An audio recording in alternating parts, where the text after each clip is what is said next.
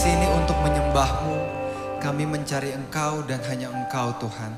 Urapi kami Tuhan, kiranya kehidupan kami boleh Tuhan ubahkan, boleh Tuhan pulihkan, boleh Tuhan perlengkapi, perbaharui Tuhan dengan apa yang akan kami dengar. Kami berdoa biar ini adalah firman-Mu yang boleh jadi daging Tuhan, jadi rema buat kami. Bukan cuma kami dengar, bukan cuma kami nikmati, tapi jadi sesuatu yang bisa mengubahkan hidup kami. Selangkah demi selangkah kami menjadi semakin serupa seperti Engkau Kristus.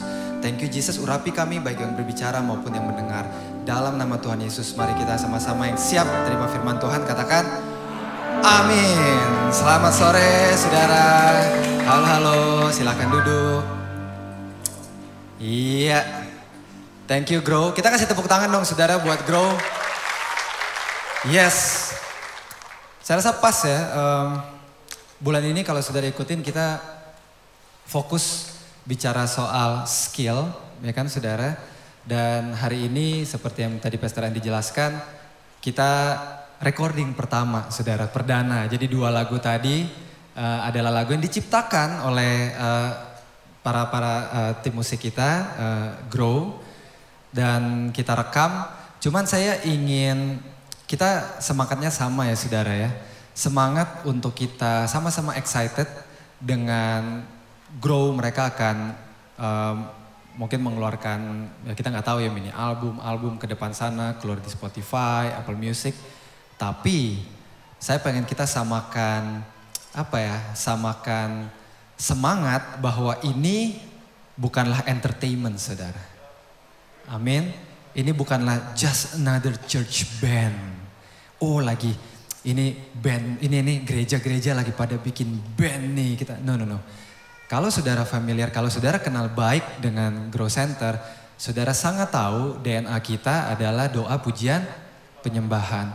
Seperti yang Pastor Andi tadi sudah jelaskan, we are a worshiping church saudara. Jadi sangat wajar kalau kita berkarya, kalau kita berkreasi, bikin pujian, bikin penyembahan saudara. Dan kenapa enggak? Kita dikaruniai tim musik yang luar biasa, mereka punya talenta, punya niat, mereka kasih waktu saudara. So nanti kita tunggu ya saudara, saya percaya bisa jadi berkat. Berapa banyak saudara yang kadang-kadang suka, kalau misalnya kayak di kantor atau misalnya lagi ada, ya namanya juga keluarga ya mungkin masalah. Terus saudara kayak aduh ini penat banget nih kehidupan nih gitu ya. Terus saudara pengen denger lagu rohani gitu. Ya kan? Itu niat kita saudara. Ya, bukan untuk meramaikan industri. Ya. Oke, bukan untuk itu saudara. Tapi when we need it, saat kita butuh worship ada yang bikin. Kita dukung kok semuanya. Tapi kenapa enggak rumah kita sendiri dengan talenta yang luar biasa kita juga bikin. Kita punya maksud saya. Amin saudara. So thank you so much bro. Sudah 3 kali mereka, ya oke, khotbah 3 kali juga capek. Tapi saya rasa ya gak sih kayak gebuk-gebuk drum gitu 3 kali. Gitu kayak fokus main keyboard, itu gak gampang. Gitu. So kita tunggu nanti kabarnya pasti akan kita info. Keluar di mana, apa segala macam. Yang akan kita pelajari bulan ini adalah skill. Dan saya sore hari ini tidak akan banyak detailing soal the skill itself. Kenapa? Karena saudara sudah sangat diperlengkapi dengan luar biasa, very simple, very practical, very insightful dari Pastor Juan Mogi dan Pastor Keniko kemarin. Ya kan saudara, you name it, saudara perlu apa? Langkah-langkah untuk dapat skill, udah saudara diajarin the ultimate skill yaitu wisdom juga udah.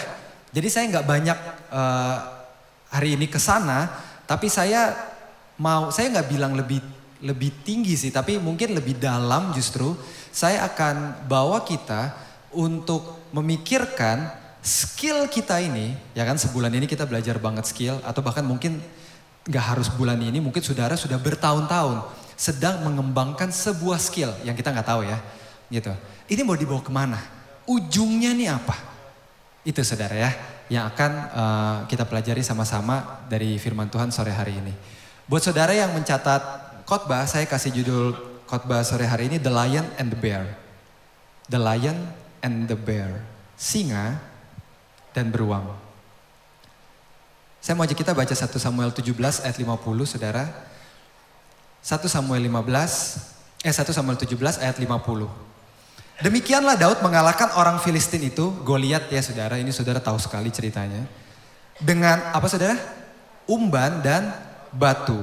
Ia mengalahkan orang Filistin itu dan membunuhnya. Ini dia saudara. Ini kalau baca ini udah kayak, kita kayak baca Lord of the Rings tahu gak? Ia membunuhnya apa? Tanpa pedang di tangan. Kita bulan ini ngomongin skillful, kita ngomongin orang-orang jago, there you go. Ada anak belasan tahun, ini di analisa kejadian ini terjadi waktu Daud kira-kira umur 15 sampai 17 tahun antara itu. Jadi saudara bayangkan ada bocah belasan tahun bisa mengalahkan seorang raksasa cuman dengan apa saudara? Umban tuh sling. By the way, ini bukan sling katapel ya saudara ya. Jadi ini sling namanya. Sling itu tali, baru abis itu di ujungnya ada kayak kantong untuk taruh batunya. Itu tuh diputer-puter. Momentumnya berkali-kali lipat lebih kuat, lebih cepat, lebih mematikan daripada cuman katapel. Kalau saudara Google image gitu ya, David versus Goliath, itu tuh saudara bisa lihat. Rata-rata hampir semuanya itu tuh gambarnya bukan Daud lagi main katapel. Tapi kalau saudara perhatiin, itu tuh Daud biasanya lagi puter-puter ada tali gitu, terus di ujungnya baru ada batu kecil. Itu namanya sling. Nah, sling ini saudara, ini adalah alat perang militer zaman dulu saudara. Biasanya para shepherd, gembala, yang dimana Daud adalah seorang gembala juga, mereka familiar dengan alat ini. Mereka biasa pakai sling itu saudara. Saudara kalau nggak percaya, saudara coba Google. Saudara akan kaget, kayak saya juga waktu pertama kali tahu kaget. Sling kalau ditembakkan, kalau dilemparkan dengan proper, kalau ada emang orang yang biasa menggunakan sling saudara, daya tembak batu yang ada di sling itu bisa hampir setajam peluru pistol saudara. Makanya kalau misalnya saudara bingung, ini Alkitab nih ngarang atau gimana ya, cuman katapel doang bisa bikin batu masuk gitu ke jidat orang. Enggak, karena bukan katapel tapi sling. Momentumnya kalau ditembakkan dengan tepat itu bisa hampir sama dengan pistol saudara. Kita lagi ngomong skillful, ini ada anak yang jago banget saudara. Namanya siapa? Daud. By the way saudara masih ingat Daud itu siapin berapa batu? 5. Daud kalahkan Goliat only on his first attempt. Dia gak perlu 4 yang lain. Sejago itu anak ini.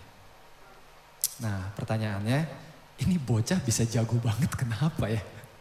Gitu kan. Kita lagi belajar skill, sekalian aja coba kita teliti gitu ya. Kita pelajarin apa sih yang bikin Daud ini nih se-skillful ini. Kalau misalnya kayak kita mundur sedikit saudara di 1 Samuel 17 mulai dari ayat 33. Itu kalau misalnya saudara ingat ceritanya, ayat 33 itu tuh dibuka dengan Daud masuk ke tenda Saul. Jadi kalau itu, ketika itu seluruh tentara Israel sampai panglima-panglimanya, sampai raja Israel yaitu Saul, itu mereka semua takut lawan Goliat. Padahal Saul itu secara fisik, ini bukan secara title ya, secara fisik Saul itu orang paling tinggi di Israel. Jadi harusnya Saul itu orang yang paling siap untuk lawan Goliat. Karena paling gak tingginya ya deket-deket lah gitu loh. Walaupun ya Goliat namanya juga raksasa ya. Tapi Saul orangnya tinggi sekali. Paling gak secara fisik paling deket lawan Goliat. Itu pun Saul gak berani. Tapi ini tiba-tiba ada bocah belasan tahun. Kalau saudara baca ya di 1 Samuel 17. Kalau saudara baca saudara akan temukan yang pengen lawan Goliat itu Daud saudara. Jadi Daud yang cari-cari gitu, gimana ya caranya ya biar gue bisa lawan Goliat ini. Dia ngomong ke sana kemari sampai akhirnya kedengeran sama raja, coba ini panggilin anak berisik amat sih. Kurang lebih gitu ya. Gitu. Jadi kalau misalnya saudara bayangkan Daud yang di sekolah minggu ya kan. Kayak pipinya kemerah-merahan, dia suka main kecapi, alim banget anaknya. Tunggu dulu. Gitu. Hari ini kita akan temukan Daud yang sebenarnya saudara. Di ayat 33 Daud masuk ke tenda Saul, Saul bilang, ini kamu nih masih bocah bener kayak gini, kamu masih muda gitu bahasa Alkitabnya. Kamu masih sangat muda, sementara dia dari muda sudah jadi prajurit. Kata Saul gitu. Intinya, boy, gak bisa Ngapain nekat-nekat lawan orang itu? Nanti lu yang remuk, lu yang hancur. Lu gak bisa apa-apa sementara dia dari masa mudanya udah jadi prajurit. Udah jadi tentara. Itu yang Saul bilang sama Daud. Tapi herannya Daud pede aja.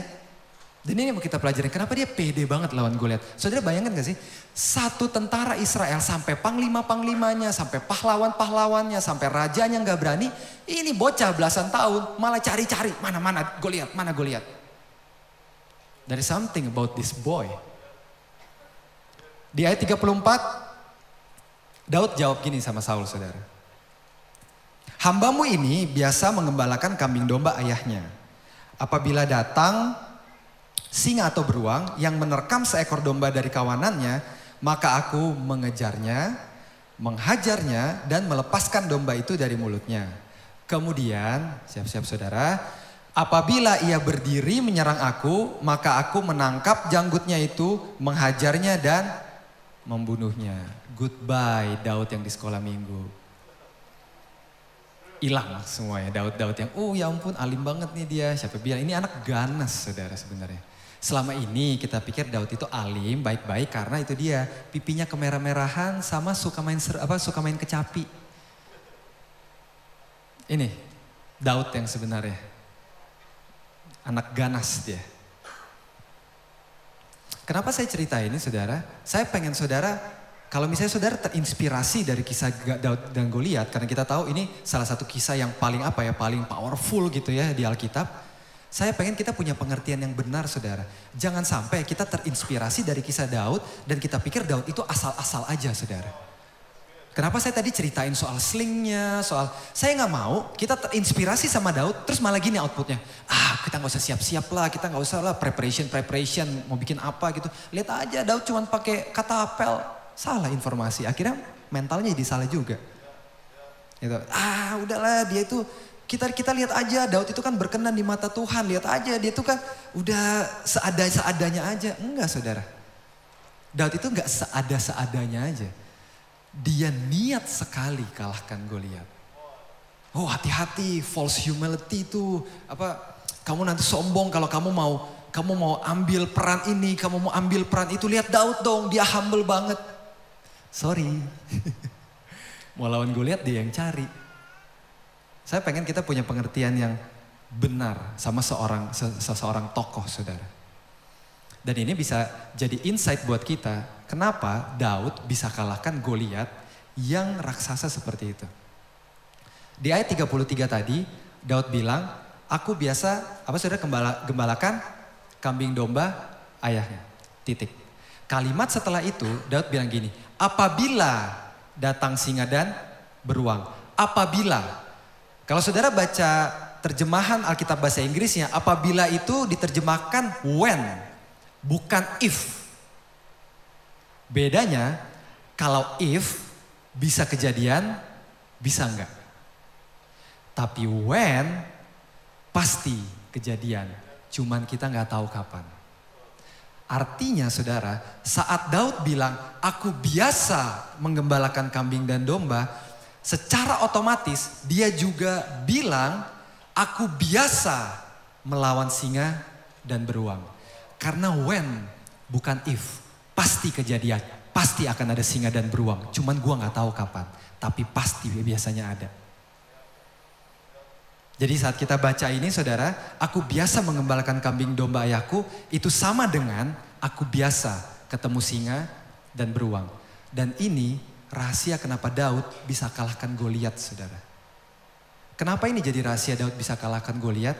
Karena saudara bayangkan ya, kita kadang-kadang suka kalau baca Alkitab kan suka baca aja gitu ya. Kita lupa bahwa ini adalah kisah beneran. Betul? Saya mau coba saudara tutup mata sebentar. Saudara bayangkan singa. Oke, bukan singa di kebun binatang ya saudara ya, yang udah kurus-kurus lemes gitu. Singa di padang, kalau saudara nonton National Geographic gitu loh. Saudara bayangkan singa, oke. Atau saudara bayangkan beruang. Bukan Winnie the Pooh ya, beruang. Oke. Saudara pikir aja, gimana caranya manusia bisa lawan binatang-binatang itu saudara.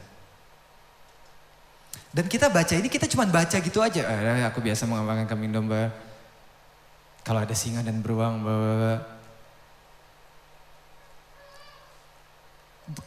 singa dan beruang itu tuh adalah tempat di mana Daud latihan, saudara. Sebelum ada Goliat, Daud harus hadapi singa dan beruang. Dan Daud bilang, aku biasa lawan mereka. Dia latihan terus menerus lawan singa dan lawan beruang. Apa poin saya? Poin saya adalah ini, saudara. Kalau misalnya kayak saudara adalah tipe orang yang pengen banget lawan Goliat, apalagi zaman sekarang. Zaman sekarang ini agak beda sama zaman dulu ya. Kalau zaman sekarang saya nggak tahu deh, apakah karena anak-anak pinter-pinter, apakah karena resource gampang diambil, gampang didapat gitu ya. Oh, punya capital, gampang dapat investor atau gampang partneran. Wah, ada internet, kita bisa tahu banyak hal. Kita tuh jadi generasi yang seneng banget justru ketemu Goliat. Dan ini saya bicara bukan cuma anak muda ya. Kalau misalnya Bapak Ibu Generation X juga tapi punya semangat yang sama kayak anak-anak muda zaman sekarang, Bapak Ibu pasti mengerti maksud saya. Zaman sekarang kita tuh malah cari Goliatnya. Karena kita pikir mungkin kita itu dia, kita well reserved gitu, kita well resourced gitu. Kita merasa kita siap. Jadi kita nggak mau kayak, ngapain sih project-project kecil, project gede dong, tender gede dong, klien gede dong. Jangan klien-klien cere-cere kayak gini. Itu tuh kita pengen banget dapat Goliat. Kita malah cari Goliat. Tapi bisa jadi kalau sampai sekarang saudara belum dapat Goliat itu, mungkin Tuhan belum izinkan. Karena kita mungkin gak mau bahkan lawan singa dan beruang dulu. Kita mau langsung lawan Goliat. Padahal singa dan beruang itu baik buat kita. Tuhan izinkan Daud bertemu sering sama singa dan beruang untuk latihan, saudara. Singa dan beruang itu adalah tempat latihan Daud, saudara. Before Goliath, there were the lion and the bear. Dan kita pengen cepet-cepet Goliat. Padahal Tuhan udah atur baik-baik. Singa dulu, beruang dulu. Tapi kita gak mau, kita maunya langsung Goliat, mau yang gede, project gede, promosi dong. Lihat gue kan lulusan luar negeri, lihat IQ gue tinggi banget. Bukan masalah itu, saudara. Karena singa dan beruang itu bukan berarti pekerjaan yang remeh loh. Saudara bayangkan gak? Bisa jadi, kalau saudara mau tutup mata lagi bayangin, bisa jadi. Lawan beruang gak lebih gampang daripada lawan Goliat. Saudara tutup mata, saudara bayangkan beruang yang ganas kayak gitu bisa jadi lebih susah lawan beruang sebetulnya daripada lawan Goliat. Di sini ada yang saudara masih ingat film The Revenant 2015, Leonardo DiCaprio waktu dia menang Oscar, ya kan? Kalau saudara masih ingat The Revenant, itu ada satu scene, ada satu adegan Leonardo DiCaprio diserang sama beruang. Itu saudara kalau misalnya mau nonton lagi di YouTube ada tuh, itu potongan hanya adegan itu. Leonardo DiCaprio diserang beruang. Saudara nonton itu, saudara baru mulai bisa mikir. Sama kayak saya pertama kali saya lihat, saya baru mikir, oh my God. Ternyata singa dan beruang belum tentu lebih payah daripada Goliat.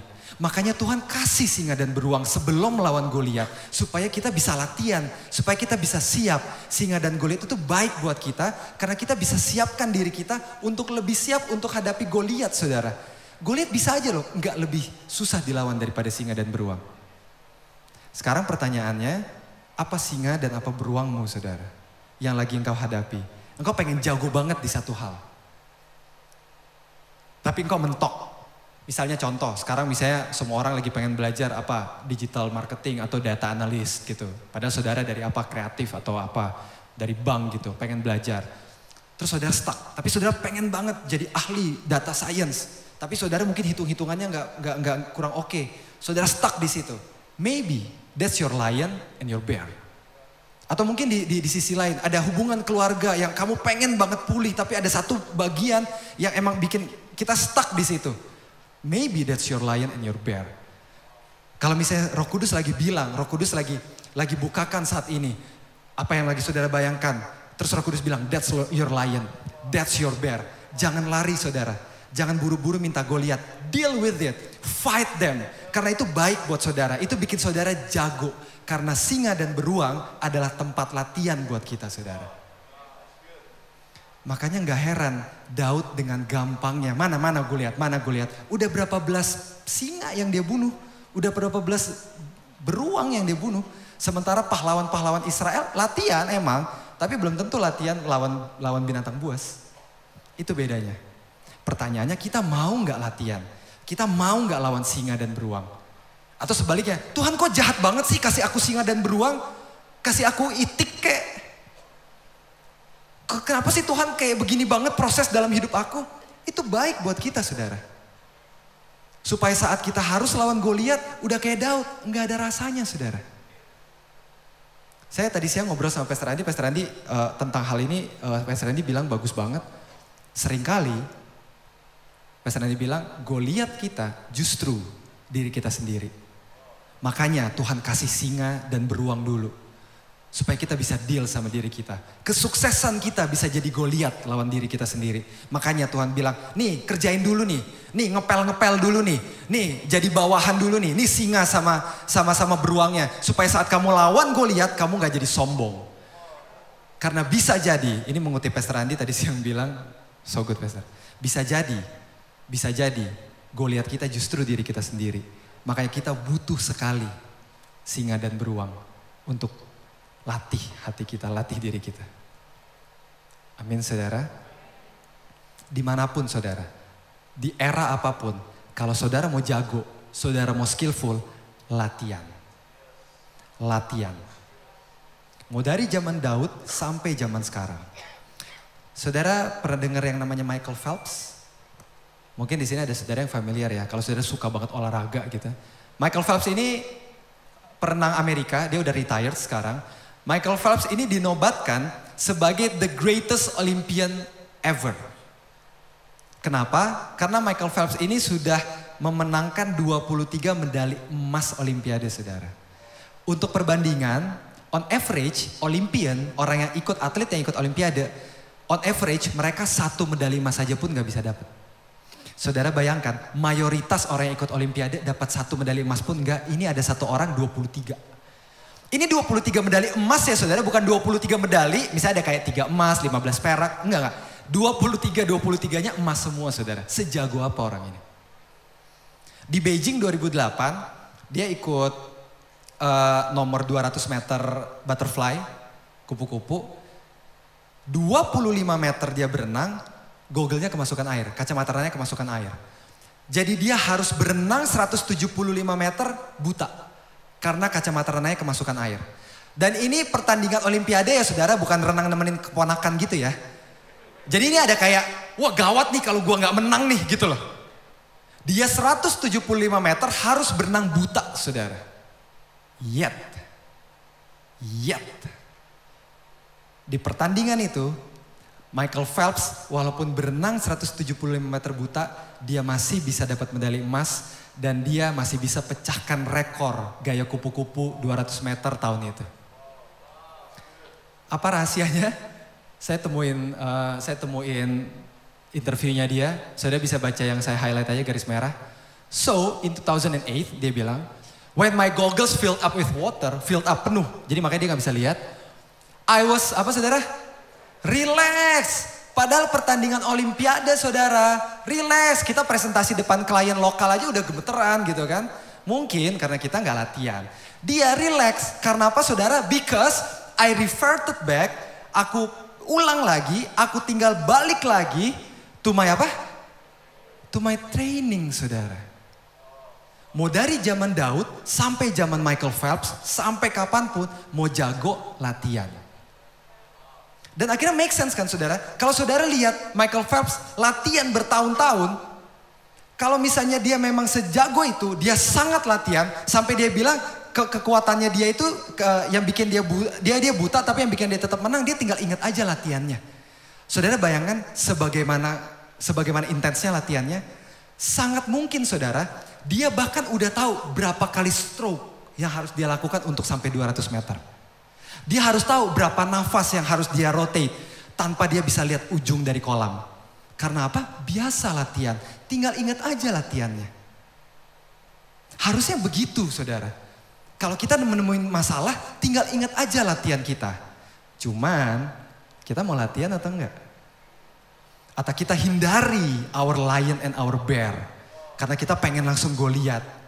Padahal, our lion and our bear, latihan itu bikin kita jadi relax. Mau olimpiade kek, mau tender lawan company multinasional kek, mau santai. Karena kita udah latihan saudara. Dari zaman Daud sampai zaman modern, kalau mau jago, latihan. Jadi jangan kabur lawan singa dan beruang dalam hidupmu saudara. Amin. Menariknya, latihan ini bukan cuman penting untuk skill saya bilangnya profesional gitu, marketplace. Bahkan untuk kerohanian kita, kalau kita mau jadi dalam tanda kutip jago, itu perlu latihan juga saudara. Rasul Paulus bilang, latihlah dirimu beribadah. Di 1 Timotius 4. Latihlah dirimu beribadah. Hah? Beribadah perlu latihan? Saya pikir cuma datang doang kayak gini nih. Saya pikir yang penting cuma ya tepuk-tepuk tangan, ya kasih-kasih persembahan, dengar-dengar khotbah, terus habis itu pulang. Saya pikir udah. Kok ada latihannya? Karena sebenarnya ibadah yang benar ya saudara, ibadah yang solid, ibadah yang sejati itu tuh nggak gampang loh. Perlu disiplin saudara. Amin. Bahkan bukan cuma, saya nggak bicara ibadah di gereja hari Minggu deh. Kalau hari Minggu, disiplin yang perlu kita bangun apa? Datang nggak terlambat, ya kan? Kita kalau misalnya kayak ada sesuatu yang kita bisa kontribusi, kita kontribusi. Kita mau nggak dengar dari mimbar firman-firman yang mungkin kita nggak biasa dengarnya. Ini kenapa sih gereja ngomongin kayak gini? Gue tuh maunya kayak 5 langkah untuk menjadi manajer. Gue maunya 5 langkah untuk mendapat berkat berlipat-lipat kali ganda. Ini kenapa sih nih ngomongin hal-hal kayak gini nih? Butuh disiplin untuk bisa beribadah dengan benar saudara. Itu baru di gereja loh. Belum ibadah pribadi kita. Saat kita bangun pagi, kita buka Alkitab, ada firman yang bilang sesuatu yang kita gak mau. Mau gak kita kerjakan? Mau gak kita nurut sama firman itu? Itu disiplin beribadah saudara. Gak usah ngomongin memberi ke gereja deh. Ada teman kita atau ada orang siapa lagi perlu dan kita tahu dia gak drama. Dia berusaha banget tapi emang lagi susah atau segala macam. Mau gak kita kayak memberi buat dia? Atau bahkan di perjanjian lama ada yang bilang ibadah yang sejati adalah mengunjungi orang yatim. Bisa gak tuh kita disiplin melakukan itu? Ini kita ya, saya bilang maksudnya bu saya juga. Susah kan? Mendingan nonton festival, mending datang festival. Kemarin festival banyak banget bejibun gitu. Kenapa gue harus datengin orang yatim? Gue mendingan hangout sama teman-teman gue. Ibadah yang sejati itu tuh berat saudara. Ibadah itu indah tapi berat. Makanya Paulus bilang latihan. Kalau saudara semangat lihat Michael Phelps tadi, saudara semangat lihat Daud tadi, sama. Kita gak bisa bikin double standard saudara. Saudara semangat untuk meningkatkan skill profesionalmu, semangat juga dong tingkatkan disiplin kerohanianmu. Semangat juga latihan untuk kerohanianmu. Kalau saudara dengar 1 bulan ini saudara semangat, wah iya ya saya harus skillful nih supaya saya bisa dipromosi, supaya saya bisa dapat penghasilan lebih baik. Kalau saudara niat latihan untuk skill itu, kenapa enggak saudara juga niat latihan untuk kedisiplinan rohanimu saudara? Sama kan? Sama-sama latihan. Cuman sekarang kita cuman kayak, aduh ibadah gereja sih kayaknya datang-datang aja ibadah sih kayaknya.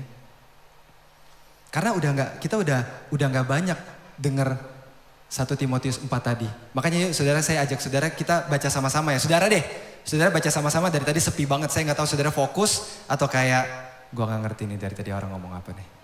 Oke? 1 Timotius 4 ayat 7 sampai 8. Yuk saudara 1, 2, 3.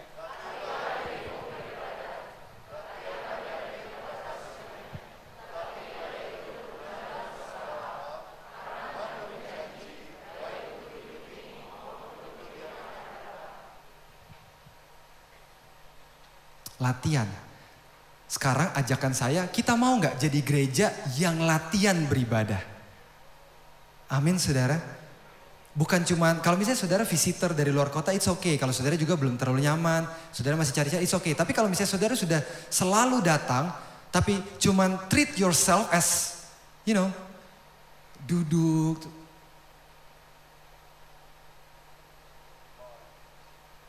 Mau gak kita latihan, kita latih diri kita beribadah, saudara.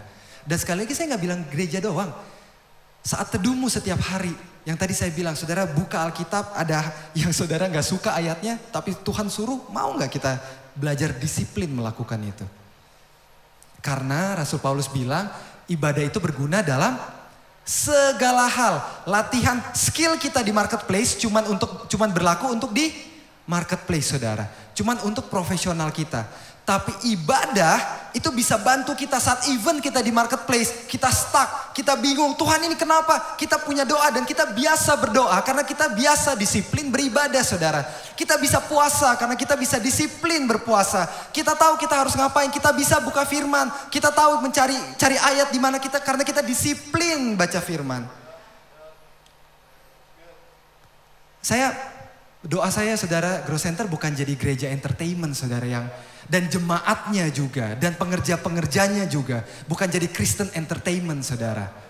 Tapi jadi murid, discipleship. Saudara sadar discipleship itu tipis banget sama disiplin. Amin.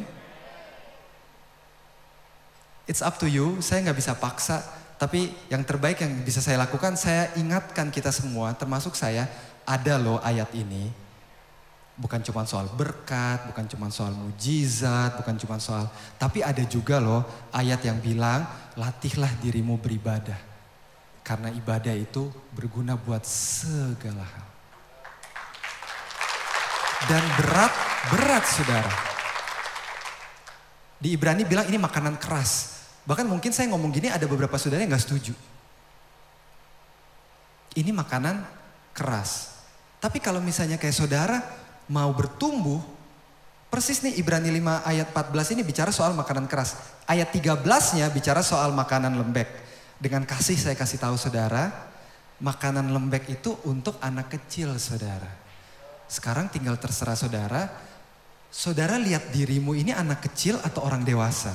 Saudara umur mungkin bisa 28, bisa 36, bisa 42. Tapi ask yourself, apakah saudara betul-betul orang dewasa atau sebenarnya masih anak kecil? Karena selama ini kita cuma mau makanan yang lembek.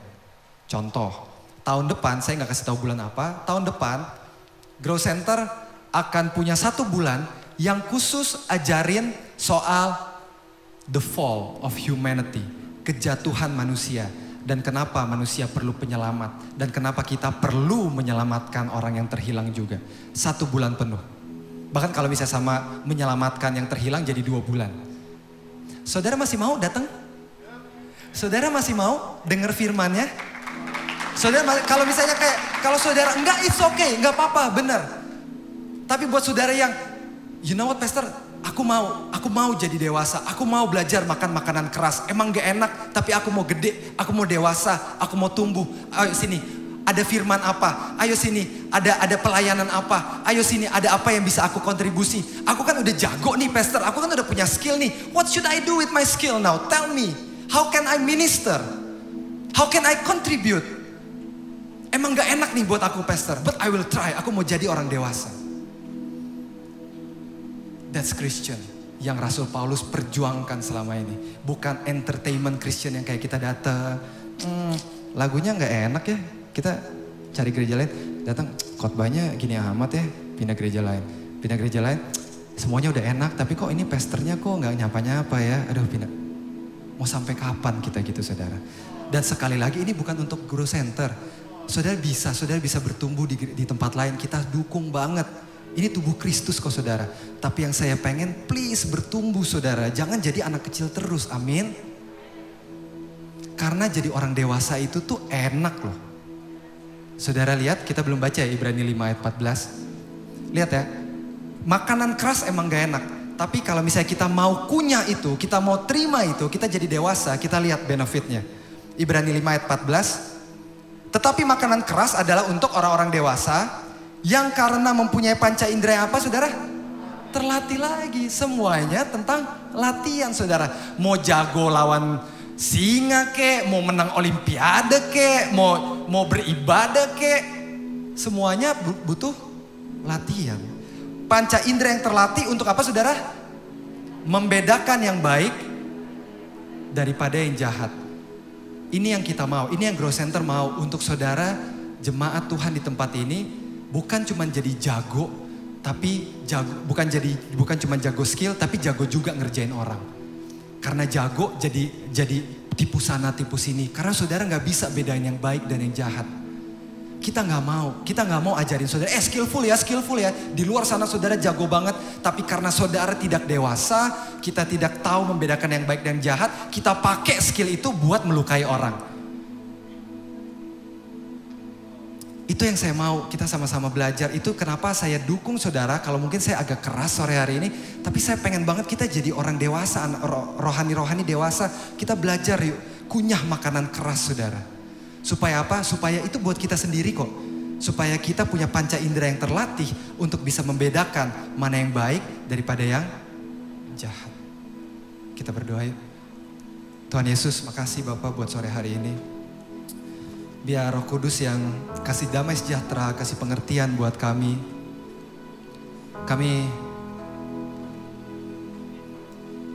Kami mau jadi Kristen yang Tuhan Yesus mau. If we bear your name, we are Christians.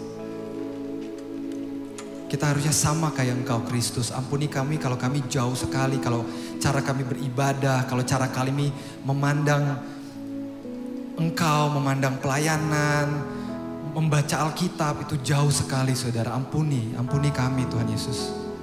Tapi sore hari ini biar kasih kami hati yang mau dibentuk. Kasih kami kerinduan untuk mau bertumbuh jadi dewasa. Mau belajar makan makanan keras. Gak cuma cari yang enak aja buat kami. Karena kami tahu ternyata makanan keras itu baik buat kami. Makasih banyak Tuhan Yesus. Roh Kudus urapi kami, kasih pengertian, kasih damai sejahtera buat kami. Dalam nama Tuhan Yesus kami berdoa dan ucap syukur. Amin. Tuhan Yesus berkati saudara. Come on, Grow Center, berikan tepuk tangan. Our own pastor, Pastor Timmy Oro. Wow, luar biasa. Terima kasih.